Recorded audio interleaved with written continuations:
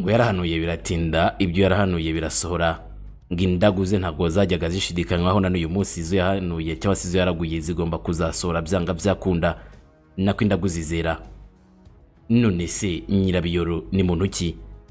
Uyu ngo yabayeho mu gihe gikomeye cyane imbere y'umwami, amubwira byose bizaba nyuma y'ubutegetsi bwe ndetse no kugeza kuri za leta zizakurikiraho.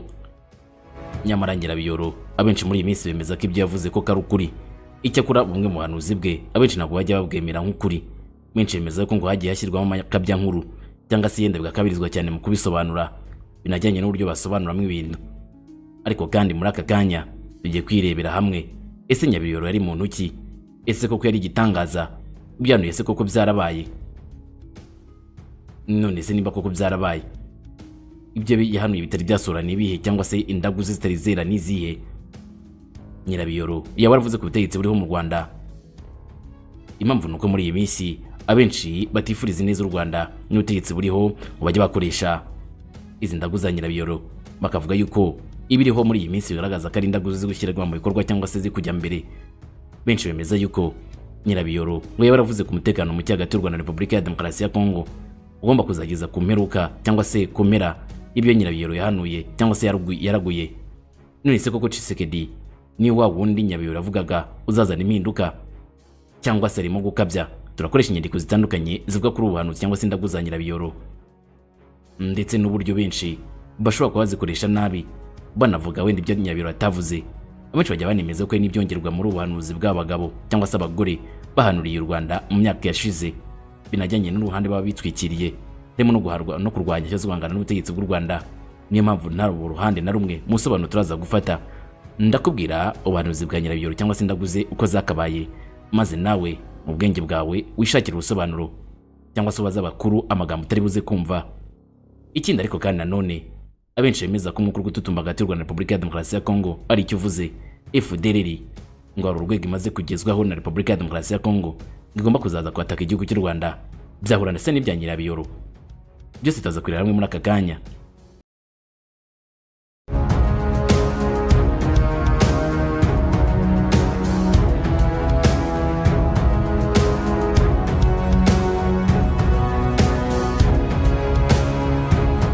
Ndabanza nkwinjize mu mateka makeya yo kuri uyu witwa Nyirabiyoro.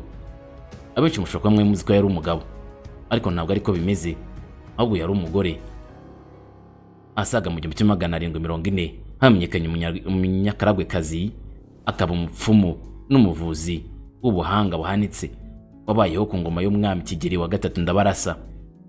Mu bitabo bitandukanye bandika ko yari umugabekazi w'ubwami bw'Urweya bwategekwaga na Biyoro. Uyu Nyirabiyoro yari umugabekazi, nyina w'umwami. Umuhungu we yitwaga Biyoro. Ubwami bwabo bwatewe na Kigeli Ndabarasa asaga mu 1740, maze Kigeli yica umwami Biyoro, anyaganye na Nyirabiyoro kuko yari umupfumu w'icyamamare, amujyana mu Rwanda ngo ajye amuhanurira. Nyine Kigeli yarateye ubwami bw'Urweya, maze yica Biyoro wari umwami, ajyana umugabekazi w'ubwo bwami Nyirabiyoro kuko yari afite ubuhanga bukomeye cyane mu guhanura. Uyu mupfumukazi ni nawe wahanuriye umwami Rwabugiri. Ibyo turaza kusanga imbere ko nyuma yo gutanga kwe ingoma yagomba kurwanirwa n'abahungu be babiri, kandi ko byagomba kuba nta kabuza. Benshi banemeza ko ibyo byabaye neza kuko hari intambara yabaye ku rucunshu igahuza Musinga na Rutarindwa, bombi bari abahungu ba Rwabugiri. Nyirabiyoro bivugwa ko yarafite ahantu hitaruye aha yahanikaga imitsindo ye. Kuri aho hantu imyaka yose iciyeho ntabwo hajya hamera ibyatsi, n'icyatsi kirageze guhirahira kikamera yita cyuma. Iyi mbuga yitwa imbuga ya Nyirabiyoro, hereye mu karere ka Kayonza hagati y'umurenge wa Rukara n'umurenge wa Murundi. Abaturage bavuga ko n'iyo imvura iguye hahita humuka ako kanya, buryo udashobora kuhabona hiretse amazi. Ikindi ngo uhahinze ntabwo isuka yakwinjira mu butaka, urakubita igataruka. Aka gace karimo imbuga ya Nyirabiyoro karitaruye, gakikijwe n'imisozi impande n'impande. Kuhagera bigusaba kumanuka umwanya munini, ubundi ukagera ku butaka butajya bumeraho ibyatsi. Bivuga ko ari ukubera uburozi Nyirabiyoro yahanikaga. Ngo birashoboka cyane ko yatongereye ubwo butaka uburyo budashobora kumeraho icyatsi na kimwe. Imisozi ikikije imbuga ya Nyirabiyoro, umwe wahoze witwa Munyaga y'abarozi undi ukitwa Nyanga y'abacuranzi, kuva kera aka gace ngo bararugaga cyane nk'uko abahatuye babyivugiye, bavuze yuko aka gace kari kibereyemo abarozi benshi. Ariko kandi imbuga ya Nyirabiyoro none uyu munsi yatangaje abatari bakeya, ntabwo ari urutare, ubona ko ari itaka wenda rikomeye, ariko idapfa gusa kumeraho ibyatsi cyangwa se icyatsi icyo ari cyo cyose, ihora yumutse. N'imvura iguye uko yaba ingana kose ntabwo amazi atinda ko ntagashobora kuhireka. Ayo nabwo amateka ya Nyirabiyoro n'uburyo yageze ibwami mu Rwanda nyuma yo kunyagwa ingoma y'umuhungu we imaze kwibasirwa n'ubwami bw'u Rwanda. Tujye neza mu buhanuzi bwa Nyirabiyoro.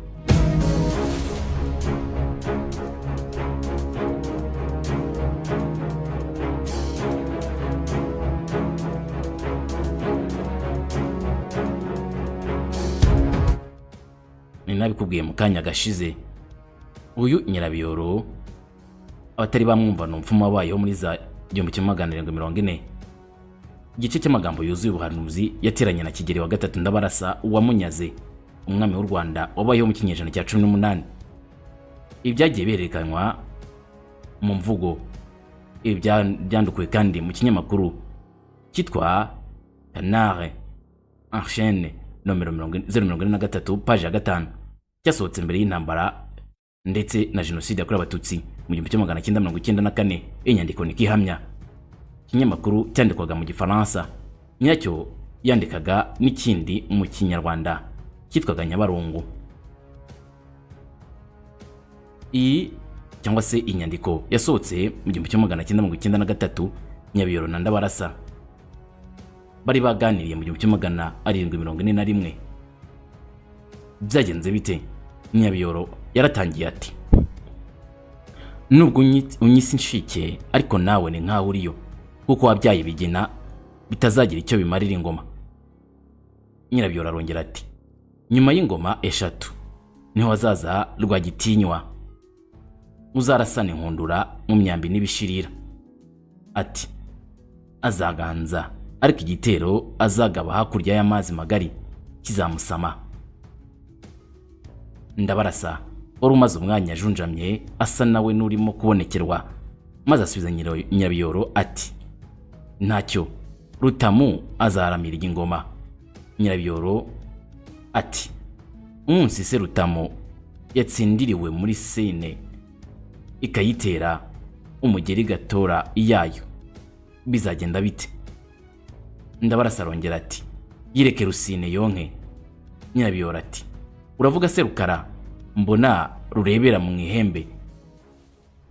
Umunsi yacumitanye na Rutamu mbona azarutera amacumu akarutwikira mu nzu nk'umugome, rukota ku manywa rugakongoka. Ndabarasa ati, Rukara nyirarwo azarusigasira. Nyirabiyoro ati, urankangisha se Rukara rutwariye urumoso rutsinze umusaya? Ko mbona se ibigenzi bifite uruhu rutukura nk'urw'impinja, ese ko mbona ikinyamaswa gihetse ikindi giturutse mu bubari wa Kabeja, azagitsindisha iki? Ese iriya nyamaswa izatera umurizi Karagwe undi kawutera mu Nyabungo, wowe urayibona? Biriya bigenzi bifite uruhu nk'urw'impinja ko Rukara abirebera mu ihembe azabigamburuza, bizagenda bite? Ko mbona Rukara rwonkereje nyina mu muraru maze rukagwa igihugu igicuri. Maze Ndabarasa ati, Rukara rw'amabuno azima ingoma? Nyirabiyoro ati, urankangisha Rukara rw'inshike mbona ruzagenda hasi no hejuru, rukagenda mu nda y'inzovu harimo ibuye rivuza ubuhuha, narwo ruzagwa ishyanga agagaruka umurambo.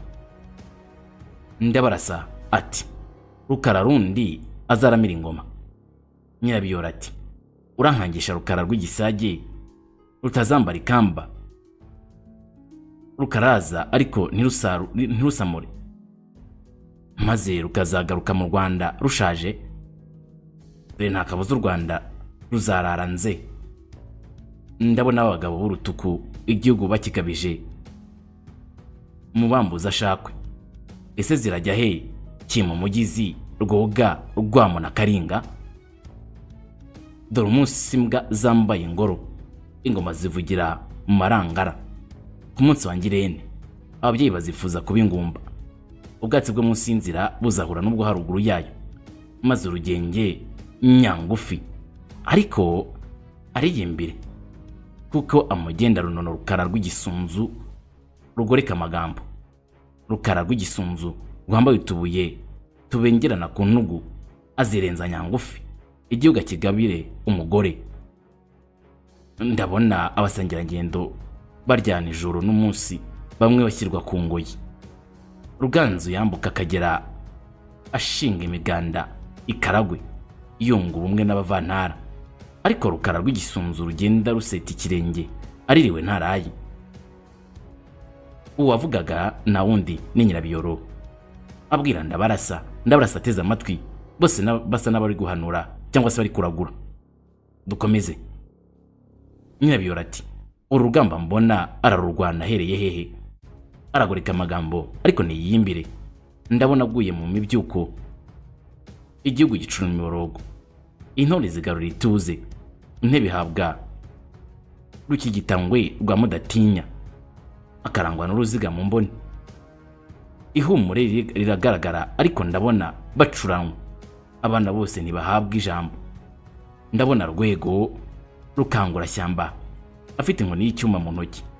Ndabona imandwa zisatira ku murinzi zisakabaka. Ese ko ntabona uyoboye imihango umukuru ngombwa arava he? Ndabona Rukirigitangwe rwa Mudatinya asize 10 Bunyabungo, bavuga amacumu abakuru b'ingabo. Ndabona Ikaragwe habaye ngaruzwa muheto, abavuzi b'amacumu barizihirwa. Ko mbona se u Rwanda rushubijwe bene rwo ariko umwezi ntutambe, ko mbona rutukagaruye induru impundu zikabura. Dore ubwatsi bwo munsi y'inzira bwongeye guhura n'ubwo haruguru. Ndabona Rugiri mu nda y'inyoni, ahageze aramira ingoma, bamuha ijambo atangariza bose ati, u Rwanda ndarubogoye, maze u Rwanda rutemba amata n'ubuki. Ubwo ngo n'ubuhanuzi bwa Nyirabiyoro.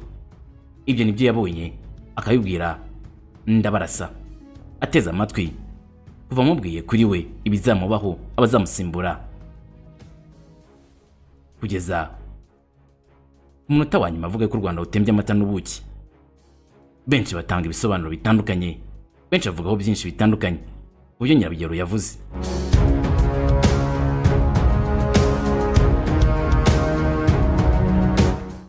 Ngo Nyirabiyoro yavuze neza uko ingoma zagenda zisimburana, ariko kandi abandi ntabwo bemera ibyo bivugwa muri ubwo buryo. Harusobanura ubumwe bwagerageje gutangwa kugeza kuri Habyarimana, aho havuzwemo Rwagitinywa wavuzwe ko ari Kigeli wa gatanu Rwabugiri. Kigeli wa gatanu Rwabugiri yakomerekeye bikomeye ku rugamba rwo kwijwi Bunyabungo, hanyuma atanga ari mu rugo rwe rw'Irubengera. Rutamu ngo uyu nguyu wavuzwe hariya ni Mibambwe Rutarindwa, maze Sine yavuzwe n'umugabekazi Kanjogera. Rutarindwa yimitswe ari imfubyi atagira nyina, nta mwami rero wimaga atagira umugabekazi, nuko amutsindira kuri mukase Kanjogera nyina wa Musinga. Rusineya yaba ari Musinga umuhungu wa Kanjogera, ngo niwe Nyabiyoro yita rukara rurebera mu ihembe. Kurebera mu ihembe rero ngo nuko Musinga yari afite amaso manini cyane, uburyo wabonaga asa n'ureba imirari. Nyirabiyoro yashatse ngo kuvuga ko ku Rucunshu ari ingabo za Musinga afatanije na nyina Kanjogera na Nyarume Kabare batera umwami Rutarindwa iwe, bakatwika hagahindurwa umuyonga. Ikindi kandi nuko Nyirabiyoro yaje kuvuga ko bazungu bagomba kuza mu gihugu cy'u Rwanda. Hanyuma kandi iki yavuze mu cyitwa Masuka ngo n'imbunda yabonye bwa mbere mu yerekwa. Nyirabiyoro kandi yavuze ko abazungu ba mbere baje bahitswe n'indogobe bagaturuka mu mubari murasirazuba bw'u Rwanda. Inyamaswa yavuzwe ngo n'umuhanda uva muri Tanzania ukagera Bukavu. Iyo yabonye ngo ni inyamaswa ifite umurizo uturuka Ikaragwe. Wambukyanije u Rwanda niwageranya n'inyamaswa y'imirizo ibiri, atabona neza umutwe n'umurizo neza ngamenye yariyo. Nyabiro kandi avuga ukuntu abapadiri bera mu 1931 bagomba gucira Musinga i Kamembe hanyuma akava ajya Moba muri Kongo aho yaguye. Ikindi kandi Rukara yaje kuvuga Rwamabuno n'umwami Mutara Rudahigwa. Rudahigwa yabaye inshike kuko nta mwana yabyaye. Yabaye umwami wa mbere w'u Rwanda wagendeye mu nda y'inzovu. Iyo nda y'inzovu benshi bemeza ko ngari indege ajya i Burayi mu 1949 no mu 1958. Ibi bivuze ubuhuha ngo ni moteri y'iyo ndege. Hanyuma ku 25 Nyakanga 1959 Rudahigwa yaguye Bujumbura hagaruka umurambo. Uyu Rukara yavuze ukuntu abazungu ngo bazagabiza igihugu. Umwe mu bahutu watoneshejwe maze bwamuka agatangira mu Rwanda. Amazina kandi y'ingoma z'ibwami yagarutsweho harimo Karinga. Nyirabiyoro kandi yongeye kuvuga iby'intambara y'1959 iza mu 1961 iyo yise ngo Muyaga. Yarangiye Kayibanda ahabwa ubutegetsi kubera amagorwa y'ubwicanyi, inzara, kuburaho wihisha naho wihisha abana ababyeyi bifuzaga kuba ingomba ndetse n'andi macakubiri ari mu Rwanda harimo n'irondamoko murabyibutse. Ikibazo mbese Nyirabiyoro yavugaga iki kigomba gukurikira? Yavuze ku by'amayira azasiba kubera intambara hanyuma Kayibanda ngategeka u Rwanda. Rukara rw'igisunzu wavuga ngo Habyarimana ugoreka amagambo kwe ngo nuko yavugaga urukiga avuga amagambo y'ikinyarwanda nabi. Umugore wa Habyarimana Agatha Kanziga n'abasaza be nibo bicaga bagakiza muri icyo gihugu. Bivuze ko ari kukigabiza umugore. Nyirabiyoro kandi yavuze ubwumvikane buke bwavutse hagati yafatanije na Habyarimana gurika Kayibanda maze bamwe muri bo bagafungwa. Habyarimana kandi yari afite igisunzu kandi yari yavunikiye mu myitozo ya gisirikare akiri muri École d'Officier. Uburyo yacumbagiraga gato waba utabizi ukaba utayibona kuko yashyiragamo ifiyeri. Nyirabiyoro yavuze byinshi. None se kuko Nyirabiyoro yarahanuye ibyo Rwanda na Repubulika ya Demokarasi ya Kongo muri uyu munsi biri kuba, cyangwa bivuga n'abashaka gukomeza kwenyegeza umuriro ndetse no komeza kwibasira u Rwanda mu mvugo? Ese FDLR uyu munsi igeze hehe habwo gufasha Repubulika ya Demokarasi ya Kongo icyo Tshisekedi yise gutera u Rwanda?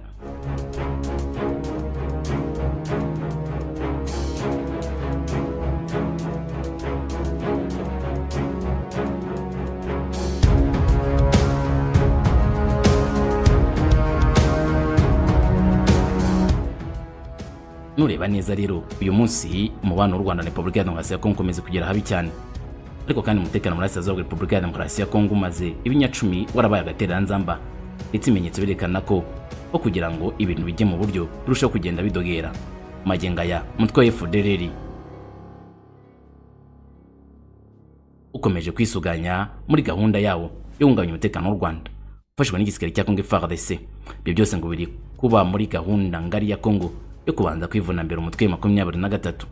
Mu rugendo rw'akazi aherutse kugera muri Burasirazuba bwa Kongo mu byumweru bibiri bishize, umunyamakuru Mark Hongstens yabonye uko ibintu bikomeje kujya irudubi urushaho uko byari bimeze mu bihe byatambutse. Yasobanuye ko isaha n'isaha ya23 ishobora kugabwaho ibitero na FARDC ufatanya na FDLR.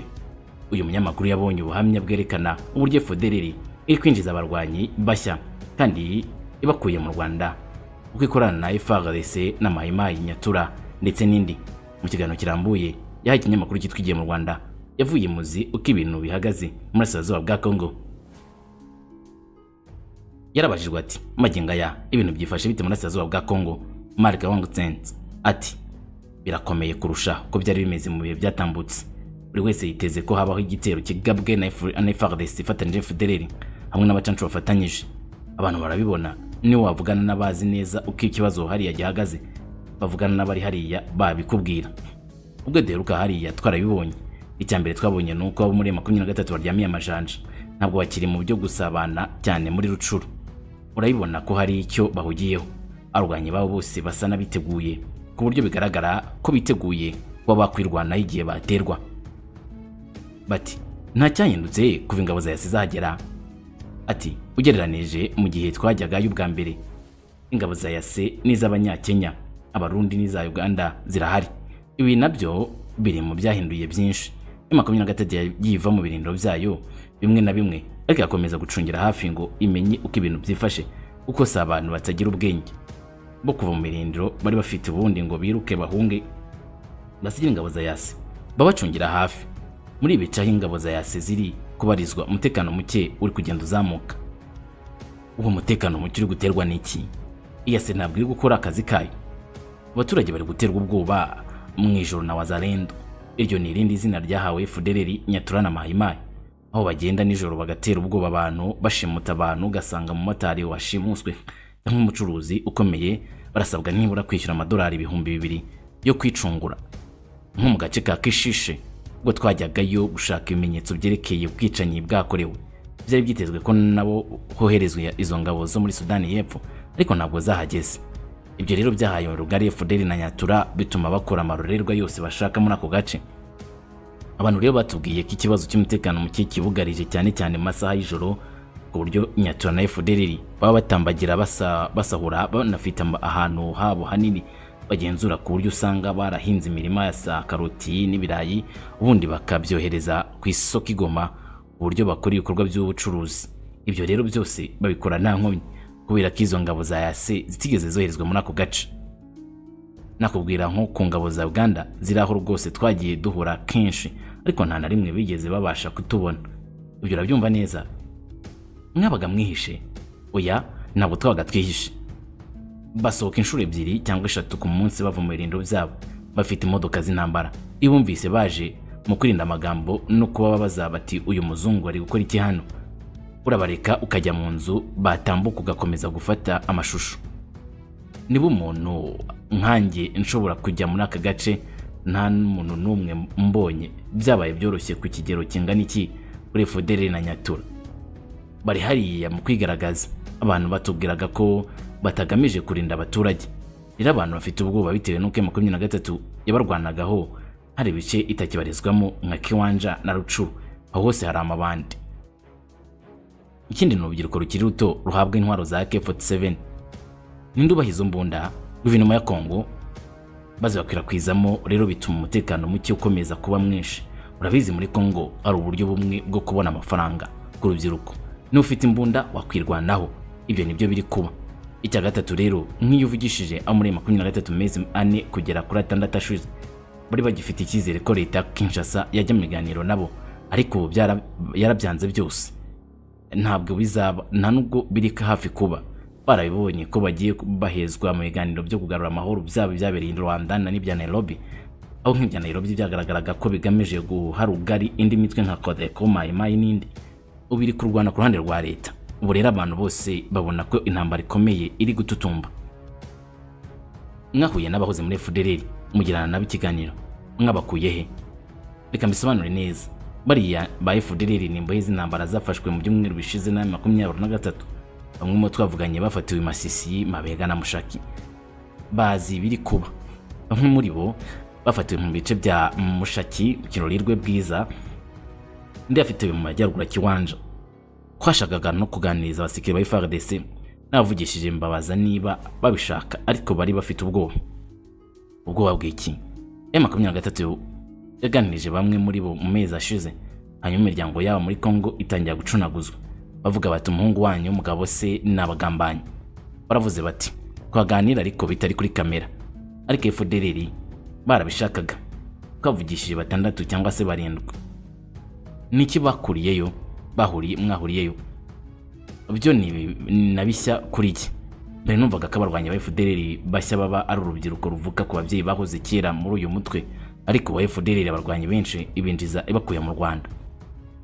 Bikorwa bite? Uburyo bubiri. Bumwe ni ukumvisha urubyiruko kwambuka umupaka, kandi biroroshye. Iyo bageze muri Kongo bahabwa ubwene gihugu n'indangamuntu bakajya muri FDLR. Ikindi ni ukumvisha imiryango ijya muri Kongo ko bazabasha guhinga bakeza, bagakorera amafaranga, bagenda bari kumwe n'abana babo, bagira bagategekwa kuba abasirikare muri FDLR, bahabwa imyitozo y'intwaro. Ibyo byari bishya kuri twe. Ibyo rero usanga bikubitira ku bindi bimenyetso twagiye tubona muri za Mudende, Kinigi n'ahandi. Ubona ko mu bice byegereye imipaka ibikorwa by'ingengabitekerezo ya Jenoside byongeye kubyutsa umutwe. Mwebonye gute ryari? Ari gihe twari mu bucukumbuzi dushaka amakuru ku munyarwanda wo muri Denmark wakoze ibyaha bya Jenoside yoherejwe mu Rwanda. Twagiye aho yakoreye ibyaha, tuvugana n'abahoze muri FDLR maze imyaka 25 muri gereza, batubwiye ibintu byinshi. Batubwiye ko FDLR ikoresheje abantu bamwe na bamwe begera abaturage basanzwe bakabashishikariza kwiyungaho no muri gihe cya CHOGM barafite gahunda zo gunganya umutekano mu Rwanda. Muri make muri Kongo umuntu ushaka kurwana kwanira rwa FDLR na FARDC yakiranwa na yombi. Ikindi batubwiye nuko imikoranire ya FARDC na Nyatura n'abacancuro ubibakuru karubanda nibakihisha. Batubwiye ko mu mezi 6 ashize 8 cyangwa intwaro nyinshi zatanzwe muri kariya gace. M23 irabizi kisumbirijwe. M23 irabizi bafite abantu babaha amakuru hose, no muri FARDC barimo no muri FDLR bafite za maneko. No bashobora kureba bakabona uko ibintu byifashe, kuko M23 ifite abantu muri biriya bice babaha amakuru.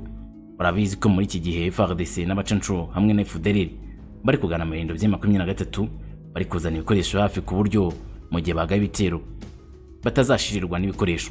Bari kwitegura. Abacancuro nabo bari kwigiza imbere intwaro zikomeye, imbunda nini za M120 ibifaru n'ibindi. Bari kwishyira ku birindiro. Bari aba FDLR mwaganiriye ntabwo mwabibahatiye. Ko arabaje tuti ninde ushaka kugirana na kirano natwe, nta muntu abibahatiye. Nise gahunda afite ni iyihe? Nuko njya gukora genocide mu Rwanda? Barababwira ngo tubanze duhangane na M23 hanyuma twese dutahe. Ibyo rero bituma bisanga muri ya myumvire ya kera y'abajenosideri yogaruka mu Rwanda ku bwinshi. Ese ubundi FDLR ni bangahe muri iki gihe? FDLR yagize mu mibare umwaka ushize binjije abarwanyi benshi. Kugira ngo byumve neza bisaba gusubira inyuma ukareba ibibazo byagiye biba mu karere. Hari ibibazo by'u Rwanda na Uganda mu gushotora abanyarwanda, abanyuganda batangiye gushyigikira FDLR. Hanyuma haje kuba bwumvikana hagati ya Uganda n'u Rwanda, Uganda ihagarika kubikora. Ntabwo mfite umubare wa nyawo, ariko umwaka ushize geranya uko bari hafi 2000 n'ibihumbi 4 cyangwa se 5 uyu munsi. Kandi ntitwibagirwe Nyatura. Mu mwaka ushize bari abarwanyi badafite imyitozo ifatika, ariko umunsi bose bafite intwaro. Abo bongereho mayimayi, hari n'umutwe witwa Pareso. Si benshi ariko bafite ibikoresho n'abantu bica abaturage nabi. Abose ni abantu bakoranye na FARDC, kandi noneho ntushobora kumenya ngo uyu ninde kuko bahora bambaye impuzankano imwe. FARDC iteguye gufasha FDLR gutaha. None abenshi bakavuga bati ibi ngibi birasa neza nibyo Nyirabiyoro yavuze, ubwo agiye kuza ugiye gusimbura Perezida Paul Kagame. Benshi bati nibyo Tshisekedi ashaka gukora. Icyakora benshi babona ibivugwa n'abasesengura cyangwa se basobanura ubuhanuzi bwa Nyirabiyoro batyo, ubona ko iki biri mu ntekerezo zabo ari kwanga u Rwanda. Ariko kandi nabandi bakavuga bati niba ibyo Nyirabiyoro yavuze byarabaye, ubwo ibindi bikaba bitari byaba, nabyo nta kabuza bizaba, kandi bizaba nk'uko yabivuze. Icyakora bati byagorana kumenya ngo yerekezaga kuki. Bati amateka niyo azatubwira mu minsi iri imbere. Ntabwo nzi niba ufite ubusobanuro bwuzuye ubyo Nyirabiyoro yahanuye, ufite wabo dusangiza muri comment. Icyakora kandi nanone sinagombwa cyane ubusobanuro, ahubwo se wemera ibyo Nyirabiyoro yahanuye ko ari ukuri cyangwa nawe ufata nk'ibihimbano. Ndabashimiye cyane, mukomeze kugira byiza mubana natwe. Shalom.